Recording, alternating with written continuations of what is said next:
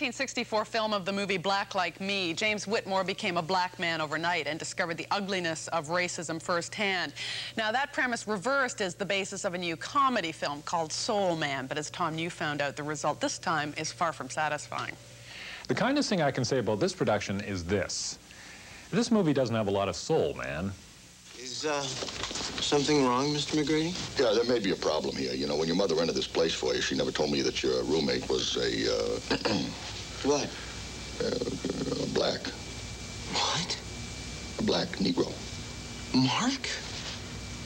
A black Negro? I think the people who made this movie had the best of intentions.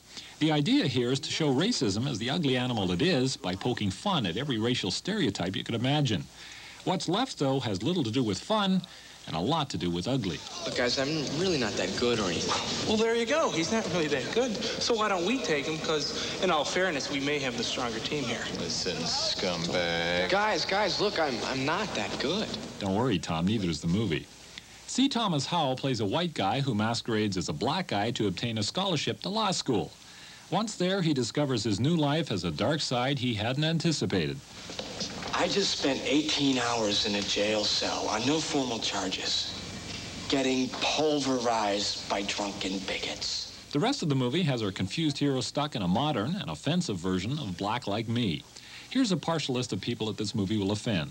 Blacks, whites, women, and anyone from Boston. Now, I know racial humor is not terribly intellectual, but it seems to me you don't go around fighting racism by catering to it.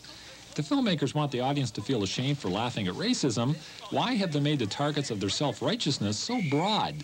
With the exception of a couple of jerks spouting common racial jokes, few will identify with the bigotry on the screen. We can shake our heads at the rednecks, smugly confirming to ourselves that we can't be part of the problem. Discrimination in all things, not just racism, can be very subtle. Has the movie made us aware of that? No. And in the meantime, we have to endure this drivel. She likes me because I'm black. I mean, because she thinks I'm black. I mean, when I got involved with her, I was really white on the inside, although I was black on the outside.